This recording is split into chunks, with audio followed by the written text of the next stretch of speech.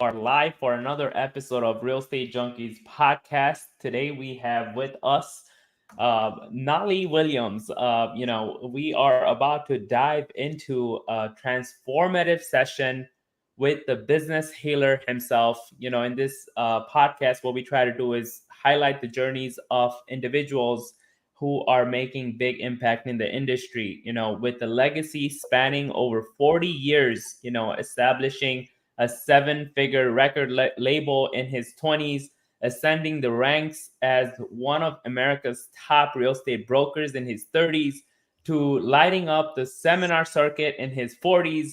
Nali's journey is nothing short of legendary. And today, he is here to unveil the secrets that empower him to run three distinct six-figure businesses on just 3 hours a day. I want to learn how you do that.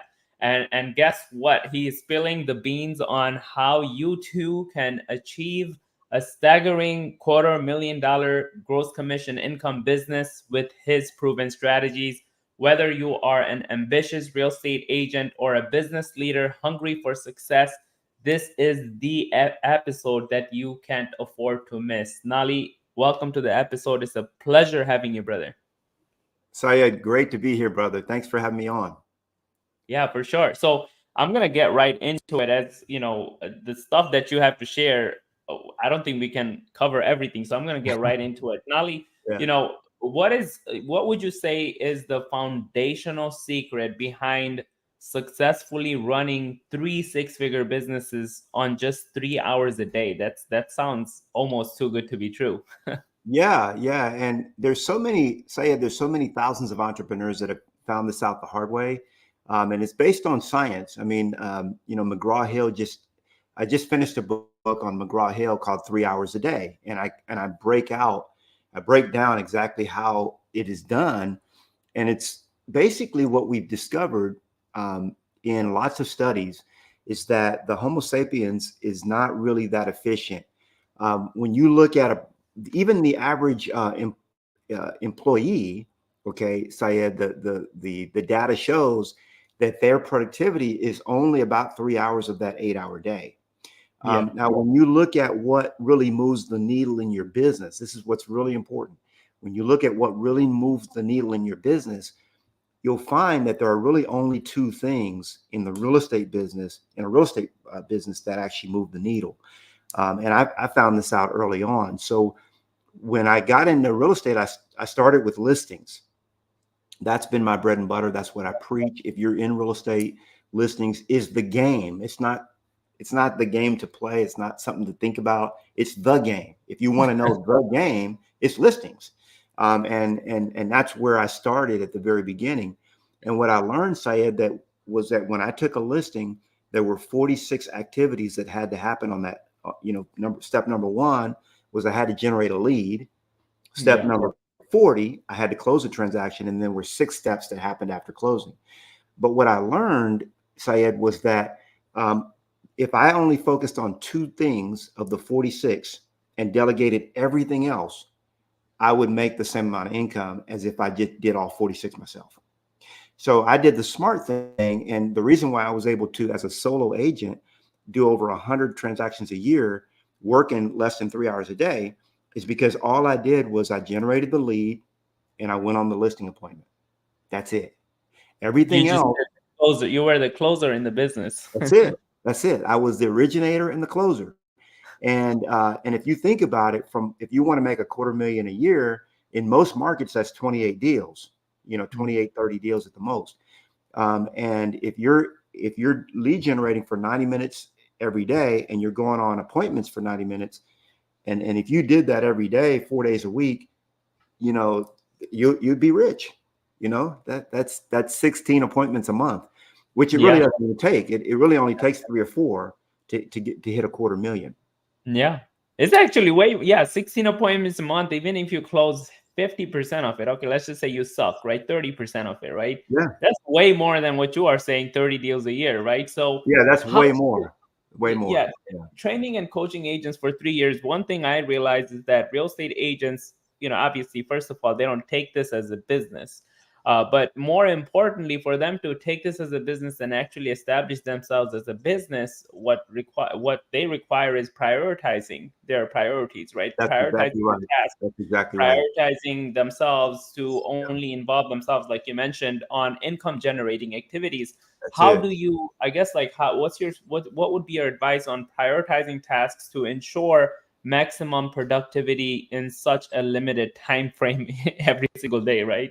Well, the thing is, I mean, obviously, and I have a system for this, so I don't want anybody to run out and say, "Okay, I'm just going to start working less." Well, you'll go broke if you do that. There is a strategy to how to get to this, what I call 3 hours a day. I have a 7-step blueprint, and it's on my website. And then the book kind of walks you through how to get to it. It takes about, for most people, it takes about 9 months, a year to set up. But once it's set up, that's for life. I mean, you got it. And this is how I've been running my real estate practice since about '04 is when I initially, discovered. But first, let me just talk about real quick about income producing activities, because there are only a few, Syed. Most people think that there's all these things that are income producing. For me, the definition of an income producing activity is an activity that generates fresh income into my company today. That's called now money. It's also called cash flow. What's going to generate immediate cash into my company, and then also what's going to generate future wealth. So if it's not one of those two things, if I'm not doing one of those two things, then it shouldn't be on my plate. Ultimately, I'm not saying that can happen right away, but ultimately your goal is to say, this will never be on my plate again. I remember when I discovered it first, Syed, was when I got into real estate and I was doing a lot of production, and I took 21 listings my first 74 days in the business. Okay. Wow. And I got overwhelmed with the volume of business, and I was doing everything. I was doing everything I could because I thought I had to do it all. And I remember what I did back then, it was a little primitive, but what I did was I took a yellow notepad and I wrote down every single thing that I was doing, switching out lock boxes, putting up signs, going on listing appointments, having a pre-questionnaire with the seller, doing CMAs, all the stuff that I was doing. And it came out to 46 things. And then what I did was I rated them from a scale of 1 to 5. Okay, this is very important. You're listening to this right now. Just think about this. 1 means you hate it. 2 means you don't like it. 3 means you like it. 4, you really like it. And 5, you love it. It's a 5-scale system used by Amazon and many other companies. So I resolved right then, Syed, I rated everything that I did in my life, in my business life. Now, I do it in every part of life now, but in my business life at the time, and I rated it on a scale of 1 to 5. And I resolved that I would only ever do 4s and 5s. If it wasn't a 4, if I didn't really like it or love it, I was going to do it. And when you think about it, Syed, we are entrepreneurs. Okay. We left the rat race. Okay. And most entrepreneurs, all they did was they left the rat race only to get on the hamster wheel. Okay. They're not working any less. They're probably working more than they did before. Okay. And they don't own a job. Their job, they don't own a business. They own a job. Yeah. And they don't own a business. I say the business owns them. And it doesn't have to be that way. When you start to realize that 90% of your income comes from about 10% of the things that you're doing, and if you only focus on the 10%, it's just what you said. We focus on the things that are urgent, not the things that are, the things that are important, not the things that are urgent. Most people focus on the things that are urgent. Yeah. And it's funny that you put it in that perspective, like rating. What would you rate being on this podcast? 1 That to for 5. me, okay. So let me just share it this way. That's going to be a 5 for me. So let me say it this way, because this is going to really truncate it for most people. If you in your business, you only will ever have 2 problems. I'm gonna share with you how to solve every problem your business will ever have right now. Okay, in your business, if you're a business owner, you're only ever going to have 2 problems ever. Okay. Now, this is outside of supply chain issues, which I can't help you with. If you have a business that has supply chain and you got your stuff is stuck in India or China or somewhere, I can't help you with that. But outside of that, if you're in a service business, like many of us are, Your only two issues that you'll ever have is either you don't have enough money or you don't have enough time. Okay. I mean, I've talked to you, you're a coach, Syed. So I talked to a gal once, number one agent in her office, over 430 agents in her office. She was Wow. number one producer. And I asked her, how much are you working? All the time, 16 hours a day. So her problem wasn't money. She was rich. She had a lot of money. She was making over $1 million GCI, over 100,000 a month, but she didn't have time. She couldn't go to her soccer practice. So I helped her in that area. So again, when the way you solve the money problem, okay, is through generating leads and going on appointments. Generate leads, go on appointments. If that's all you did, you'd be wealthy. Okay. Yeah. Now, once you solve that problem and you don't have a money problem, which I solved that problem when I was 29. Okay. When I was 29 years old, I was making 150,000 a month. Okay. I was making six figures a month as a 29-year-old. And by the way, I never completed past ninth grade. Okay. So this is dummy proof. It's dummy proof. It just occurred to me that my mom, who had a master's degree, I was making more money in a week when in my 20s than she made in a year with a master's. Wow. Okay. And so that was when I was in the music industry. So I learned how to make money. You can take that skill of learning money to any industry that you get into. Once you've mastered that, and it's not hard to master, the only problem you'll ever have for the rest of your career is going to be a time problem. You just don't have enough time. And so that's really, the big solver of time is leverage, and leverage is people, systems, and tools. And so right now, my two big picture priorities is, number one, branding. So this is a big part of that, right? So I spend my 3 hours a day doing branding and leadership. So I have a leadership team and I have VAs. So I lead them, that's 90 minutes.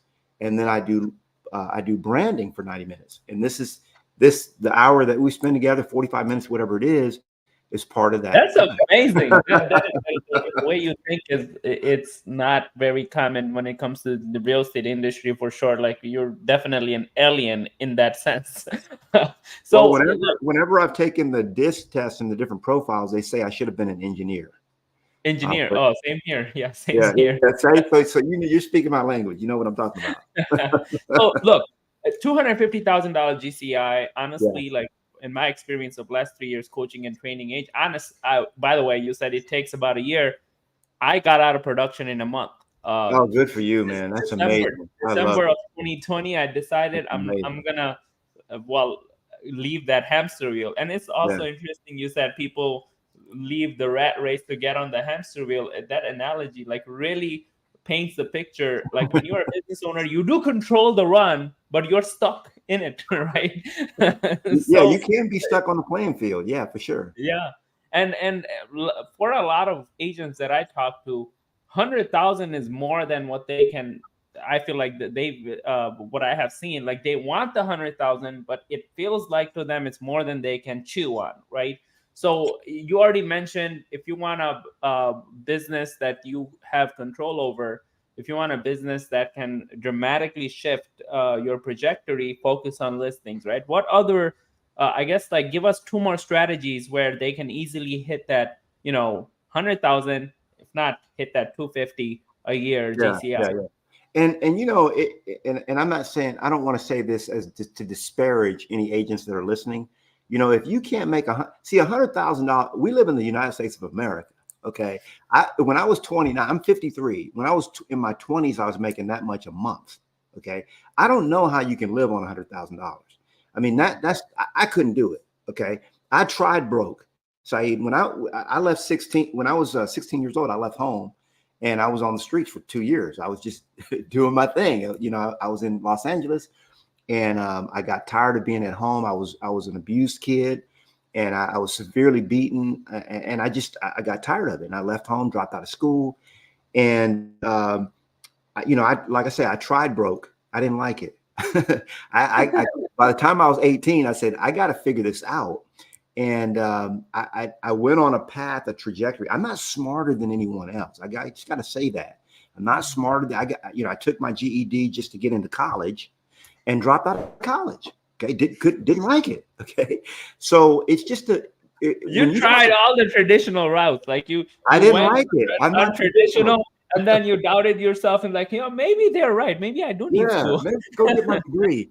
And I, I could pull down straight A's and I can study and I have good memory retention and all that, but it just didn't appeal to me.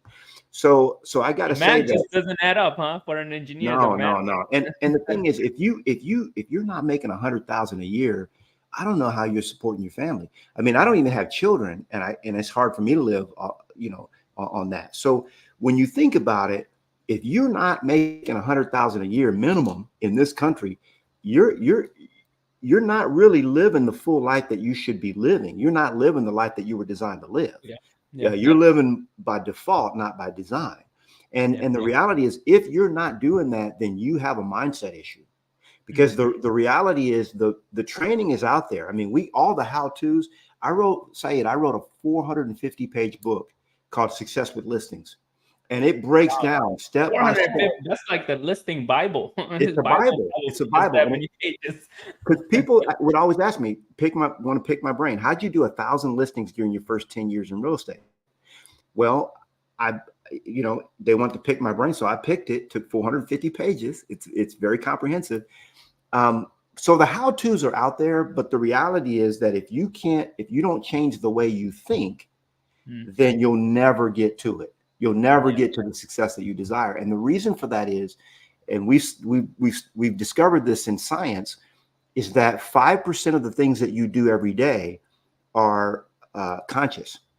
And the other 95%, this is new science, by the way, because it used to be that people used to think that it was 88. Scientists used to say it was 88% of the things that we did every day were unconscious. Now we know through science that it's 95%. So only Wow. 5% of the things that you're doing every day are conscious things that you do. So if you're trying to move the needle and improve your life and upgrade your standard of living through the conscious mind, you got another thing coming, because 95% of you, it's just like that iceberg where 95% of it's underwater and only 5% is above. Unless you change the 95%, you'll Mm. never change the topography. You'll never change the landscape of your life Yeah. ever. Yeah. And Yeah. so that's a big problem. And what a lot of people do, Syed, is they say, oh, just if I have another tactic, if I have a script, if I have a strategy. My book has 95 scripts in it. If I have a new strategy, and what I've learned is you can teach your students every single thing you do and have them do it exactly like you do it, and they don't get the result because the issue is their foundation is shaky, Yeah. you Mhm. know, Yeah. and their belief isn't full, Yeah. and so we don't even have time to go into this, but as Homo sapiens, we have basically we're receivers. So we receive information and we basically project information. So if I'm Yeah. in your presence, Syed, and this is all science, people go, oh, Mhm. this is great. This is science. We have metered that from the human body, there's about an 8-foot projected sort of not really an aura, Energy field. but an energy field. Energy field. Yeah. By the way, we are energy. We are 100% energy. That's scientifically proven. Mm. And so when you haven't built the belief in what you're doing, and you come across to a person, or you sit in front of a person, or even on the phone, you're going to come across as inauthentic. And they're gonna be like, there's something, I don't know, there's something about this gal. Yeah. I don't think we should go with them. And that is going to be the biggest obstacle that you're going to face, Hmm. is changing the way you think. Because if you can't change your subconscious mind, you'll never get to the Yeah. success, the 6 figures that you really desire. Yeah. And I went about starting to do that. I used to believe that I was worthless, that I'd never amount to anything, because that's what my mom told me. She said, "Boy, I'm sorry we ever had you. She was a single mom. She was bipolar. She had mental illness, and she would tell me things like that. And so that's what I believed. When I was 7 years old, Syed, you couldn't understand a word I was saying. I had to go to speech therapy for Wow. a long time just so that I could structure words that people could understand, you know. And I had a speech impediment, and I was the shyest kid in school. Okay, you couldn't get me. I hide behind everybody I could. And now I'm a public speaker. So what Yeah. had to change was my belief My belief had to change in order to get to. I could have learned all the speeches, the tactics, the strategies, but if I never changed what I believed, I would have never gotten the Mhm. results that I've gotten. Does that make sense? Yeah, for sure. And this is something that I learned. I don't know if you know Tony Robbins. I've been in Oh yeah, his for mastery sure. program for 3 years now, and what I learned 3 years ago was that for you to be successful in anything, and it changed the whole game for me. Right now, this is what I apply to anything. Is that number one is that you need to have the belief in yourself and in the process, whatever it is that you're going to go about doing. Doesn't matter what it is, doesn't matter if you don't know how it is, how to do it. You have to believe in yourself. You have to have the confidence that you could do it, and you have to have the confidence in the process. So you're selling real estate, you have to be confident that selling real estate you could be successful. Number Yeah, two, you have to have a higher standard yeah, for yourself and people around you. You know, when you have higher standard for yourself, you will go about doing what you need to be doing. that's And right. your environment and people around you, if you don't have higher standard on people around you, they will drag you down. You know, it doesn't Right. matter how much belief you have, it's not going to work if they're constantly dragging you down. So you That's got to right. have higher standard. And the Yeah, last one is you got to have the strategy too, right? yeah, You can't have absolutely. The belief tactics. and you Yeah, can't have high standards and yeah, constantly do the wrong things, right? You practice the three-pointer the yeah. wrong way. Doesn't matter if you do it 1,000 times that wrong way, you're not gonna get it right. Right? That's right. So That's what you right. practice becomes permanent, doesn't become perfect, right? And those Absolutely. are the three main things. But I also learned you need two other things to maintain those three things, is that your emotion and your energy, right? That's right. That's How you control the way you feel about things and what you say to yourself when something happens, and how much energy are you maintaining will make a difference on believing in yourself and setting high standards, and going about doing it with the right strategy. So that was the perfect strategies you gave to get to that six figures. If not, obviously, if people believe in themselves and believe in the process, and they have high standards, and they go yeah, about applying the right strategy, you can easily hit $1 million a year. yeah, uh, that I was able to, once I like really got on the track. Now, yeah. my experience, I mean, your experience with the amount of experience you have in your last 40 years, right? At least with different industries, right? Multiple Hmm. industries. How Sure. do you believe the real estate sector stands out uniquely when it comes to becoming successful? Like, I how do think you that's a compare great them? question. Yeah, I think it's a great question. I don't think I've ever been asked that question, but my belief in the real estate game. So when I got into real estate, first of all, let me just say this: I think it's the best game in town. Actually, I found a better game. That's agent attraction. It's a better game. But Still before real that, estate, okay? Still real estate. yeah, still real estate. When I Yeah. when I discovered real estate, I said, "Is this legal?" Like you could actually, when you think about it, just think about this for a minute, Sayed. When I do a listing, okay, let's say it's 500,000, okay, and the person pays me 6%, that's 30 grand. Okay, now I can choose to give 50% of that to the buyer agent. However, I split that up, that's fine, whatever.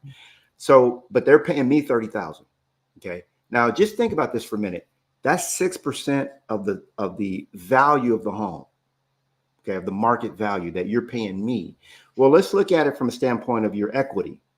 Let's say they bought the house for 400,000, 5 years ago. Now they're selling it for, let's say they bought it for 400,000 and now they're selling it for 500.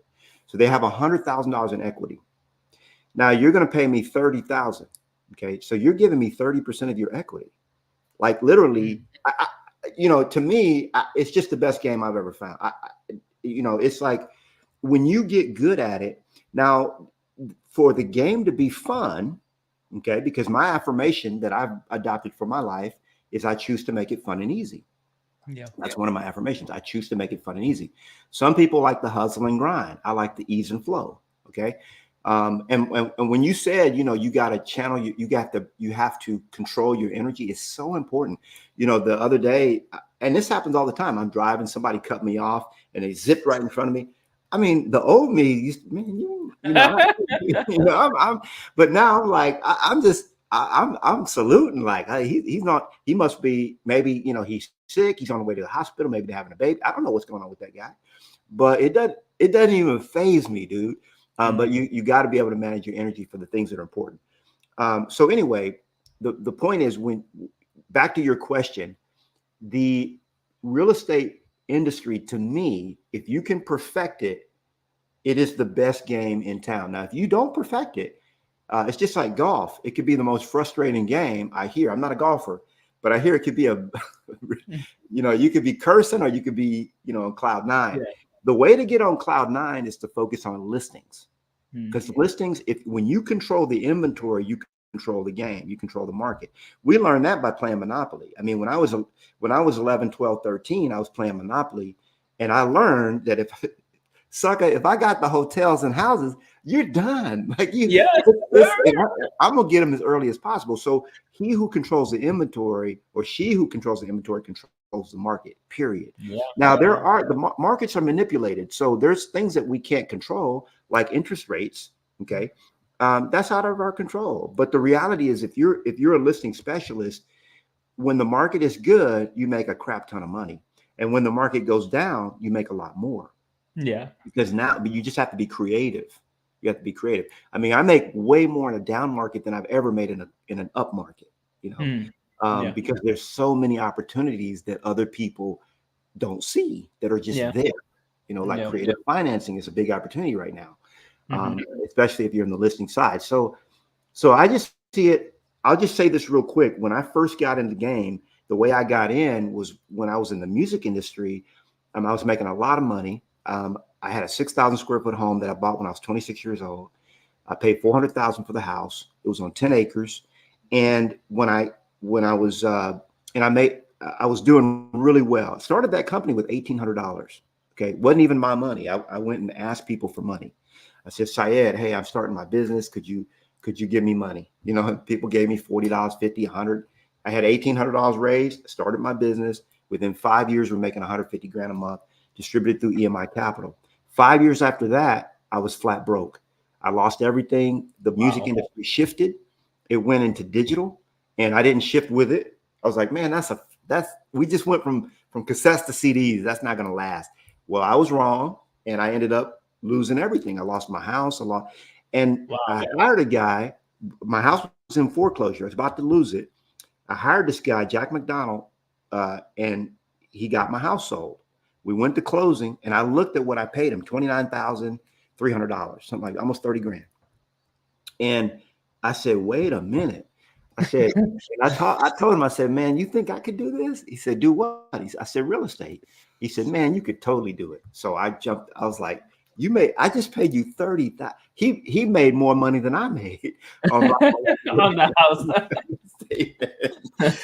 so that's when I got in the game, man. And Yeah. and I did have a lot of marketing, and we talk about tactics and strategies, and I don't want to simplify it by saying it's all mindset, because like you said, it's not. It's got to be. You have to know the strategies and tactics. You got to know them. But I do a lot of training in I used to think, Syed, naively, that if I just taught somebody everything that I knew, that they could succeed.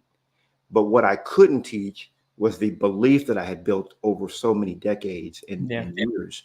And like you said, you could actually get that belief through somebody like Tony Robbins. You could be in a Tony Robbins program for 3 years and take and get what it takes somebody else 30 years. Yeah. See what I'm saying? So That's what he says. Like, you want to be successful, you follow successful models, and you shrink decades worth of trials and errors into years. Yeah. That's it. So I can't think of a better industry. One of my agents just closed a deal for 2 point some million. I had another one close one for almost 100,000, huh? Yeah, one of them closed 4.2 million just a few months ago. Wow. She made 120 grand on that deal. And so so than that, actually. And so 130, yeah. I can't think of an industry another industry even like this. One of my guys, my coach, my mindset coach, we were at a seminar together, and I looked at him. I said, man, why don't you get your license, bro? Because he'd been coaching me on, mindset. I had to really get back into my feeling body because I lost it when I was a kid, because it was kind of beaten out of me. And I really didn't know how to feel. Like I didn't feel the way normal people do. And so he was my coach with all that. And I looked at him, I said, man, this guy, why don't you get your license? He said, my real estate license. He's a healer, like in that space. And I was like, no, I think you. So he got it this month. He's closing 2.7 million in Wow. production. So that he's never had he never made as much as he's making this month in a year. So I don't know any other game like this, man. Yeah. It's just it's fun when you're winning. Yeah. And It's it's not tough just, when you're not. Yeah. real estate is, a lot of people think like, oh man, I'm gonna get into real estate sales, and all I have to do is open doors for people and like the hustle and bustle. It's not just that. No, There's no, so no. much other opportunities. You mentioned agent attraction, and obviously for you to attract agents, you need to be successful yourself. And there's so much, like, we got people who got their license just for earning referrals, and they're like killing the Good. game because they have Absolutely. a big network. So people who are doctors, engineers, lawyers who have big network, there is transactions happening in your network. Why not collect 30% on the commissions on every single deal that's happening in your network without even touching a house? You don't have to touch a house if you have a good network. Now, Yeah. you call Yeah. yourself a business healer, right? And I really align with that mindset. Like, it's like you cannot grow without healing what's going wrong in your business That's right. specifically, Yeah. if not life itself, right? So how Yeah. can realtors apply healing to their daily grind for immediate results, like immediate growth? What I've found, Syed, is that many, like myself, have come into their business with a lot of self-limiting beliefs and a Yeah. lot of responses that were appropriate when they were going through trauma that are no longer appropriate. So, for example, when I got into business, I didn't trust people. Well, that's not a very uh, cordial or helpful attitude or mindset or skill to have. Yeah. It's distrust. Skepticism, right? Like, you're Yeah, always you get it's good. Like when I was on the streets and I had to watch my back, I was staying with my homies, like one house after another. For 2 years, I did that. So I had to be, yeah, where's my money? Money missing from my pockets, yeah, things, you had to be, but that was when I was going through the trauma. survival. Yeah, It was a survival. I was in survival. I'm not there anymore. And yeah, so that no longer suits me, serves me. It served me at the time. yeah, I granted that. And so a lot of entrepreneurs are utilizing outdated survival mechanisms in their business mhm, that because they've been wounded. They're not broken. I don't believe that you're broken. I believe that you have been wounded in the past. Many people have. And so my thing is that not just are you healing your business, but you're also healing your life. And yeah, so in the book, I get into the 14 different life areas. mhm, Career and business is just one life area. And for most entrepreneurs, it's the main one they know. But there's so many other areas to explore once you're able to come out of that shell, out of that bubble a mhm, little bit. And then I believe that you have to have healing in your physical body, your mental body, your spiritual body, and your emotional body in order yeah, to be the entrepreneur that you're destined to be. And yeah. so when I write my books and do my seminars, I do it with that in mind, with a sort of a totality of healing, Yeah. for individuals. That makes sense. Yeah, I love it, and I went through that journey over the last 3 to 4 years. I would say specifically 4 years. The first year probably was when I was suffering, right? That I had money. Like, money was not the problem. Meaning, generating income was not the problem in my business. It was more about like not having the time, and because I didn't have the time, I was harming a lot of other things in my life True. without knowing, because my primary focus became money, right? So I Right. definitely, in the last 4 years, I lost 40, 45 pounds. I, Yeah. without working out in a Yeah. single day in the gym. And, just watching what I eat, just watching what I consume, and, having healthy relationships with people that really matter, right? Like, Yeah. literally, we don't need a lot to heal. A lot of people think, oh, Right. I'm broken. I had all these past trauma. I had all these broken relationships. I have do so much to lose weight. You don't. You just Yeah. need to just cut out the negativity, and healing happens in itself, right? So, That's like, right. That's right. And something else you mentioned, the fear, and I feel like a lot of majority of the people, or if not every single person that don't become successful, and now success is subjective, right? To Yeah, me, not being successful is not reaching your true potential. that's right. That's like the I agree with definition that. I agree of with that. success. Yeah, you're ultimately And great. people who don't, 100% of them really comes down to two things: either fear or ego, right?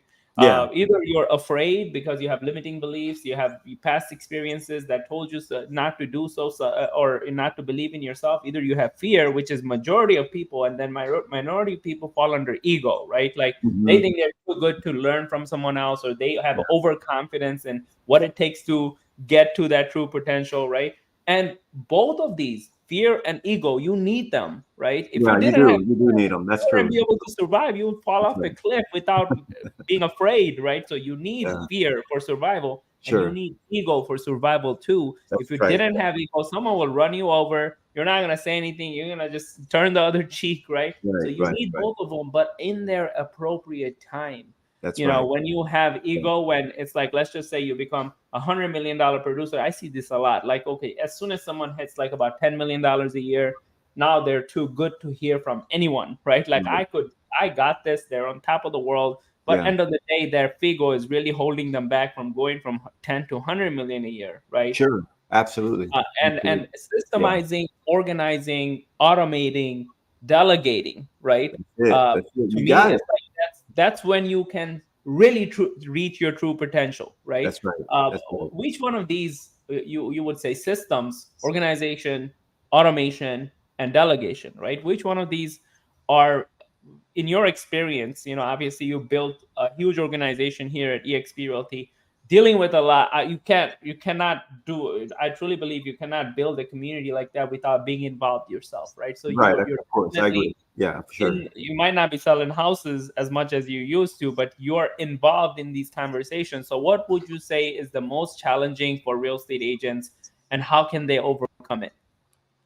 Yeah, and I think that also what we have to bear in mind is that when we talk about 3 hours a day, that's just sort of the epitome. But really, even if you're working 8 hours a day and you focus 3 hours a day on only income producing activities, and you Yeah, work the other five, I don't really care what. And I tell my coaching students, look, if you want to work 10 hours a day, 12, that's you. You know, Warren Buffett still works a lot. I'm not, yeah, but what I'm saying is 3 hours a day, you should be focused on income producing activities only. And yeah, you might come to a point where you're like, why am I even doing all this other stuff? Like, I don't even need to. If you want to, you can continue to do it. If you don't, you can cut it out and just work your yeah, 3 hours. yeah, yeah, So what I would say that when we look at organization, delegation, systematization, all that, to me, the most important, they're all important, but the most important is delegation, yeah, because to me, delegation is automation. Okay, so when you think about it, what, and this is very true for high Ds, those of you that are, if you've taken the DISC profile test and you're a high D profile, you should really be delegating most everything except, again, lead generation and appointments, speaking to people. And maybe you won't want to delegate negotiating offers. I did. I yeah, negotiated. I delegated that too. yeah, Eventually, I delegated that. And they would bring me in if it was like a really sticky, the deal was about to be lost or whatever. But in most cases, we don't give people enough credit. Like if J.C. Penney thought that he was the only person that could sell suits, then he never would have been able to expand. People come in, hey, I want to talk to JC. No, because people tell me this all the time. My customers will only deal with me. My clients only deal with me. I'm like, man, that's great ego, bro. I learned that the hard way. I used to think that too, but yeah, but but when you delegate, here's what I teach, Syed. You delegate the job of automating your business, because unless you're a CS or an SC profile on the disc, personality, you don't even know how to automate or systematize, and it's no shame against you. It's just not your thing. It's not in your wheelhouse. So what I teach is that what you want to do is actually you want to delegate even the job of automating your business to someone else, to your yeah, VA or to someone that you yeah, train, and you can train them on every aspect of your business, just like if they were going to be your apprentice, and then let them create your team operations Bible. Let them, put all your systems in place, documented and all that, because that's what it takes in order to have a business that runs with or without you. Yeah. And I think you hit the nail on the coffin with that one, is that I see this all the time. I run a small team here in Michigan. And the reason why it's small is because, obviously I have seen like the opportunities all across the board is huge. Like, I don't want to like just have this powerhouse team of, my first 3 months, when I mentioned like I switched from production to no production in a month. And then 3 months after that, I recruited 16 agents into my team. And I Wow. learned that this is exactly what I Yeah. don't want to do. Yeah, Okay. I get that. I get that. But you had the power to recruit. That's pretty amazing. But yeah, no, I get it. I get it. I and get it. and what I found is that agents are just like, their mind is like, the more I can grab onto, the more it is for me. It's actually the opposite. The more you can let go, the more That's you right. will earn. And That's I right. learned that obviously with my experience letting go of my production. I went from like doing $300,000 a year to zero to my name when it comes Yep. to sales. But of Yep. course, I still made $300,000 end That's of that right. year That's right. without selling a single house. Yeah. And so now the way I run my team is that is function based team. So you come into the business, you come into the team, you're a new agent, or like even if you haven't hit 5 million yet, you start with prospecting and setting appointments, right? And then you do that for 3 months, you move on to prospecting, setting appointments, and consulting, right? Yeah. And you do that for 6 months, you go to prospecting, setting appointments, and showing houses, and doing open houses and stuff. And you do that for 1 year now you're pretty experienced. The Yeah. fact that you did these functions separately on its own, now you're capable of sticking to one. So my experienced agents who've been with me over a year, all they do is consult, negotiate, right? And they got a minion prospecting for them, Yeah. Yeah. and of course they still prospect in their sphere of influence in their past Sure. clients, and staying connected with that. Because I see that it's like, and for my coaching people, they're independent people in my organization who are independent, they're independent, but I still have a model for them to learn from. Then how can you separate these job functions and not look at this whole thing like, oh, I need to keep control of all of this, Right. and so that way I can keep 100% of my money. You can't save, if because of you want to do 100% of one deal, you're getting 0% of 5 other deals, right? Well, The way I it's look like, at it, yeah, yeah, yeah. I would It's rather like, have 30% of 10 deals rather than 100% of one deal, right? yeah, yeah. My buddy Kevin Cooper, he says, would you rather have 100% of a grape or 50% of a watermelon? Yeah, You know, 50% of watermelon all day, and and, 30% of watermelon, then 100% and of I, a I grape. see agents all the time. Oh, I got to keep 100% of my grape, but dude, you got one grape. I'm giving you Yeah. half. I'm giving you a watermelon. You 50%. It's like, nah. I'd rather. But again, it's just like what you're saying. And I love your system, man. That it's an apprenticeship, and this is Yeah. how all really good trades become great. They become masters, like a master electrician. They go Yeah. through an apprenticeship, like what you just described. Yeah. And very few. I don't know. I can't name on one hand the number of mentors like you that would take the time to invest Yeah. into their people that way. So that's beautiful. That's awesome, man. Appreciate that, man. Appreciate it. Coming from you means a lot. Now, what would you say the biggest mistake of most real estate agents make when aiming to grow their business rapidly, right? Like, there is one level of real estate agents who are, stuck in their limiting beliefs and they can't achieve it. But then we got a group of real estate agents that get there, but then they get stuck in growth, right? Yeah. They just plateau in that, I don't know, 100, 200,000, $250,000 a year. What would you say the biggest mistake that you see in real estate agents make in growing their business, and how can they, I guess, like sidestep out of that Yeah. mistake? Yeah. A big mistake that I see a lot of real estate agents make and brokers is staying in the weeds. They're staying in the weeds of the business. And when you think about it, you have to get above, I call it being above the maze. So when you think about like these old fashioned labyrinths or mazes that you're in, and you really, when you're going through those, Syed, you really don't know okay, should I go left or right? You don't know. Should I go, which way should I go? Because everything looks the same to you when you're in it. But when you rise above you know, like even if you Bird just eye. took a drone, you took a drone 30, 40 feet up, you could actually see your way clearly to get out of them. Any idiot could actually see it, you know, when you're 30, 40 feet up or, you Yeah. know, 100 feet up. And so I think that the biggest mistake that most entrepreneurs make when they start growing is that they're still staying stuck in the weeds. They still want to be Mhm. sort of like the engine, which I understand the reason for wanting to do that, but and there's a lot of ego that could be tied into that as well. Yeah. But you got to get to a point where you are no longer on the playing field, where you actually rise above the maze, Yeah. and Yeah. you can see. And so, and that's really what I write about in 3 hours a day. That book is really for entrepreneurs that are already making six figures and Yeah. ready to take their business to that next level, how Mhm. exactly to do it. Yeah. And because there is a methodology to it. Yeah.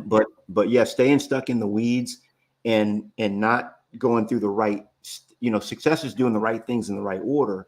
And oftentimes they really just don't know how to delegate. Mhm. They don't know how to train.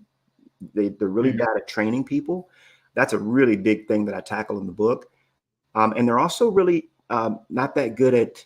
Um, I mean, they're good at sort of, you know, some of them. Let's just face it, man. They're not that good at managing people. You Yeah. know, they're great at producing. You know, they're Mhm. like pillars. But when you put them in the management role, managing other producers, that just may Yeah. not really be their wheelhouse. And so Mhm. that's again delegation, to delegate even that. Yeah. I know at my business, I had when I was, you know, I was the number one listing. I was the number one real estate agent in Austin, Texas, out of 9,800 agents in 2008 when Austin Business Journal, when I finally made that the number one spot. I had been in the business for 4 years, okay, and I was number one in the city, and I did it not by myself, but I was a solo agent, but I had a lot of admin people. I had four Yeah. admins, and I had even a licensed admin, one licensed and three unlicensed. And dude, they did 91.3% of all activities. Okay. Mhm. And actually, if you look at the 46 steps in Texas, there's only 5 steps that even require a license of the 46. So why Wow. would I even do the other 41?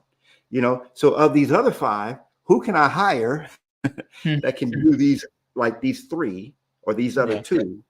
And then, That is okay, like, I'll do these 3, and that's it. So you yeah. have to develop that kind of mindset in order to scale to the highest potential Yeah. possible.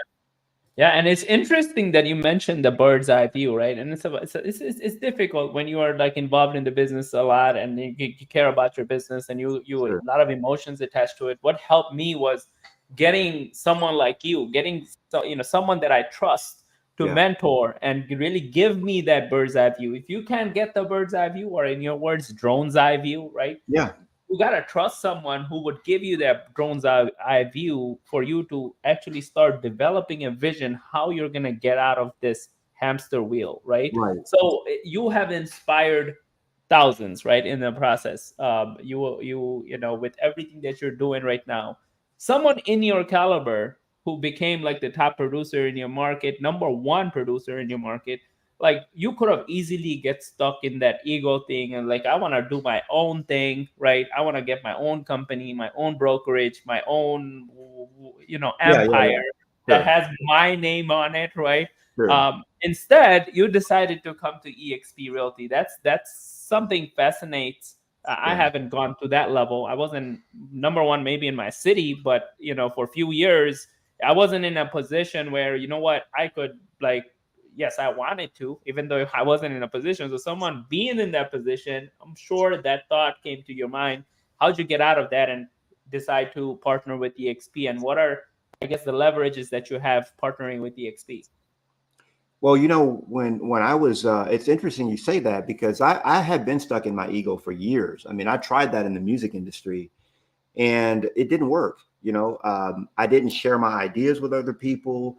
I kept everything to myself. My artists were in the dark. I had like 18 artists on my label.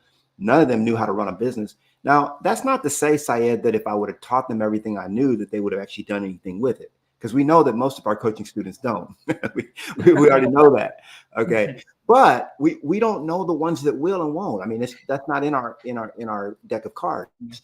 Yeah. So what I learned was that that was just a bad way to do to it was not leadership. I mean, when you looked at the way Jesus was a leader, he taught everything he knew to his disciples. And so that's very important for you to lead the right way. It's called Yeah. servant leadership. And I learned that later. But for many years, I wouldn't share my strategies and tactics with people because I thought if you knew what I knew, you wouldn't need me. And I had to be needed. My ego wanted to be needed. And so I transcended that. You know, we can transcend the ego.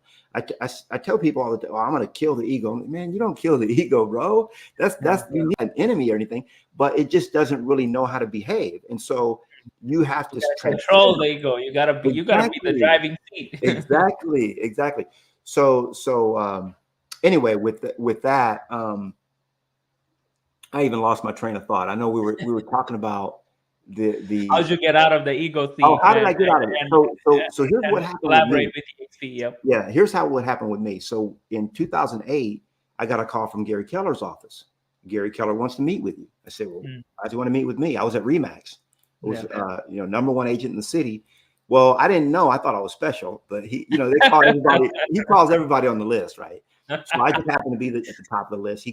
His office called me, and they set up a meeting, and I met with Gary and I knew I wasn't going to Keller Williams. I already knew that, but I said I'll meet with the guy.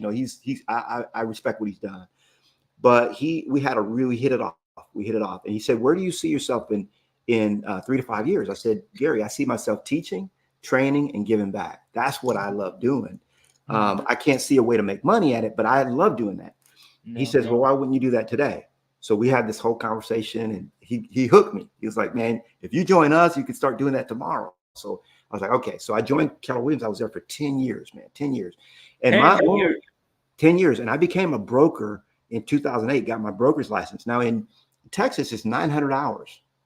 Okay, let me say it again. It's 900 classroom hours to get your broker's license. In Michigan is 90. Yeah, for a broker in Texas, 900. Okay. And I went through all that crap, dude, to get a broker's license, which I still have, because I wanted to start Knolly Realty. I'm gonna start my own agency. Man, I'm gonna have 100 agents. But when you do the math, I have a lot of friends that have brokerages, and many of them have joined me. When you do the math, man, it just doesn't add up to the opportunity of EXP. It just can't. It can never add up. And so I knew that having my own brokerage, when I saw the EXP model, it was the best model that I'd ever seen for any company, not just real estate, but any company. And when I saw the model, I knew that there was no way that I could duplicate. Like, why would I even try to compete against that? Like, I knew that it would like, I couldn't build to 2, 3, 4, 5, 10,000 agents as a brokerage. And even if I did, like, would I even want that? You know what I'm saying? And so the EXP model, it's a platform to really run my organization on. So I see it as I have my own brokerage already. It's just I run it through EXP. Yeah, they work for you, right? Yeah, and I have if you look at your end of the year numbers, it looks like they work for you, right? Absolutely. And I have 2,000 employees that I don't have to pay. So it's just a win-win, man. When you look at it, and that's the reason why so many brokerages with 400 agents, 500 agents. I've got one with 20 agents that I'm consulting with tomorrow, and they're going to be joining us the first of next month. There's a reason why it just makes more sense when you really look at it. And I consider myself a smart person. I mean, I do the research. I researched EXP for 100 days before I joined. And I think that was dumb because I should have joined the day after I found out about it, But it took me 100. And actually, I turned down EXP in years past, 2017, 2018, and finally my buddies got me to look at it. So yeah, man, it's when you really, and I've done videos about this, the difference between having your own brokerage and being using the EXP platform to operate your organization. It just really is a night and day. I mean, right now I've got 5 agents in India. I've got agents coming on in South Africa. I've got 3 agents coming on in Mexico this month. I mean, it's a global opportunity. Yeah. I mean, why would I want to even, I'm trying to work 3 hours a day. I'm not trying to do I'm not trying to You do know, what Glenn did. it's interesting you said like you looked into it and you why would someone want to like compete against that. I actually tried like Yeah, I first like saw exp model as an opportunity in 2017, like yeah, 18, about 18, and I was like, wow, this is the model for the future, but I'm gonna build my own thing, right? yeah, And I try to like work through the production side, and I'm a big tech guy. I yeah, understand technology. I yeah, understand a virtual world. I know that's the future. yeah. So finally, about a year and a half ago, I did business mastery with Tony Robbins, and something that I learned is that when it comes to running a business, there is a lot of overhead, Right, especially right now. What he's teaching right now in his business mastery is all of the I guess like a revolution that's happening in the business world is that everyone's cutting overhead that's because right. a lot can be done virtually. Sure. And when you don't have the capacity to run a business at the level that you want to grow, and my dream was always global expansion, you collaborate, you merge with others that already That's right. has That's what's right. going on. So the way You I said it. looked at it, it's like I could keep 100% of my money, Yeah, but if keeping my 100% of my money means I have to spend 90% of it to be able to run the business, then keep having 10% of my 100% yeah, versus not spending any of it, give someone 10% of it, and them not only, just taking the 110% and running the whole business, yeah. give back that 10% in That's company stocks. I'm like, right. duh. It's it's a It cannot no-brainer. be any no-brainer than that. So Yeah. anyway, it's been a pleasure, and this is like I feel like I could talk with you forever, right? So for agents who are starting out or feeling stuck in the shifting market, right? You've been through the up and down of being in real estate, right? What would be one piece of Knolly wisdom that you could give them to reignite their passion in this market and their drive for real estate success? Yeah, I would say if you're just starting out, I would say really build your belief. Build your belief in this profession, in this career. Begin to focus on listings. Okay, I'm going to Mm, keep saying it over and over again. It's not for everybody. I'll grant you that. But look into it and see if it's for you. Look at yeah, the listing game. I would say, definitely continue. Subscribe to this podcast because what Syed yeah, has put together here is phenomenal. I And appreciate that. and it's free. It's like this is like the kind of stuff that we used to pay tens of thousands of dollars for. So you definitely want to, the skillionaires will be the new millionaires. We've been learning that, Yeah, and you definitely want to build up your skills, but also build up your belief at the subconscious level. yeah, I would say a good primer for that is one of my favorite books for just learning about this kind of things we've been talking about around mindset is the power of your subconscious mind by mm, Dr. Joseph Murphy. The power of your subconscious mind. It's a great primer to sort of get you into the understanding of how to change your mind. See, what we learned is that the brain, we learned this about 150 years ago, less than 150 years ago in 1890. We learned that the brain has neuroplasticity. That means that synapses and all the different areas of the brain can regenerate. And if I were to show you pictures of a brain that regenerate, and there's thousands of them on the internet. yeah, yeah, Just look up neuroplasticity. You'll see after 2 weeks of training how this brain is just reorganized. And then after 2 months, and so many people, Syed, they spend time remodeling their kitchen, remodeling the bathroom, or they might even pimp out their ride. But mm, not too many people spend time remodeling their brain. yeah. And that is the one area that if I were to give you and say, if you focused on this one thing, because if you focus on that one thing, you can take that to anything you do. Mm, So I say, yeah. pimp your brain, pimp out your brain. Pimp your brain. That is amazing. And again, like this advice cannot like it's just like I would say, especially people who are feeling stuck. There is a reason why you're feeling stuck. Well, or people who are getting started, you need to Sure, pimp your brain first, you right? do. You need You to do. pimp your mindset to take it to if you didn't need a mindset shift, right? And you got the results that you got right now, but the results you want is here, right? And the gap is the mindset That's shift right. you need, not just That's right. with mindset shift comes identity shift, right? That's And right. then when you have that gap bridged, you have the mindset of the person, and the identity of the person that has the results that you want, that's the fastest way to bridge that gap. You could go through hard work, a lot of hard work to get there, but quickest way is to just wake up like that person next day, right? Yeah, And no it's been doubt. an amazing time spending some time with you, and I appreciate your time again and giving back the way you are. Continue to do so. I'm gonna look for after we get off live, I would love to talk to you a little bit and see how we can collaborate together. And those of you listening in, appreciate you listening in. You know, whether you're listening in through live or you're gonna listen in later to this recording. If you are looking to automate your lead generation and conversion, for the past 3 years, we have taught this to hundreds of agents who have paid us over $6,000 for this course that we are right now giving out for free. We're looking for 5 case studies. We got a lot of people in the wait list. You do have to qualify, so reach out to me. If you're the right person, we're going to give you this course away. And we talked about listings a lot. So if you want to generate seller leads on automation and conversion, we have messenger bot conversation flows that pre-qualifies people. So yeah, send me a message. My bot will pre-qualify you, and if you qualify, we'll give you access to this course. Again, Knolly, it's been a pleasure, and I'm looking forward to collaborate with you in the future. Thank you. Yeah, For thank you, brother. Appreciate it, man. for Been sure. fun.